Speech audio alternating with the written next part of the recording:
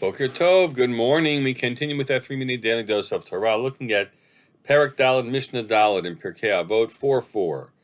Rabbi Levitas, Ish Yavna Omer. It's the only teaching we have in the Mishnayos in his name. Ma'od, Heve Shval Ruach. You should be meek-spirited very, very much. Ma'od.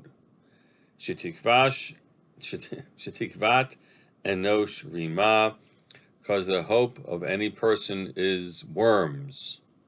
That might be actually the method in which you can make yourself shafal ruach, if you realize this. If a person doesn't realize, doesn't pay attention to the fact that they will one day not be king of the world or queen of the world, not someone who people otherwise, are revering, but at some point they'll be gone. And the goneness that of course, we believe in Olam Haba, the world to come. We hope that a person's actual hope and place will be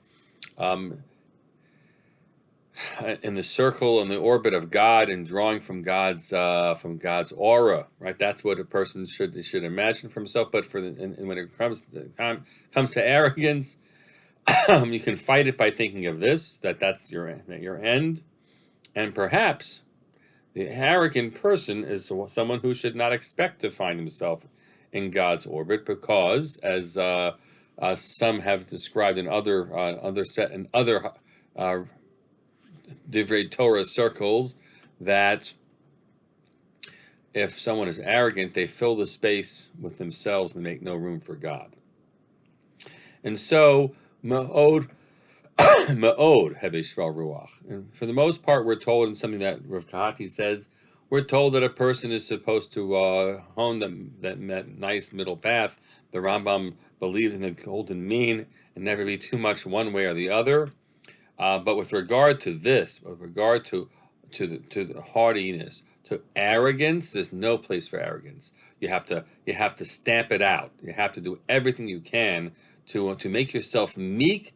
Not because we're looking for people to be meek people, but it is the counterbalance to the otherwise strong pull of a person thinking too much of himself.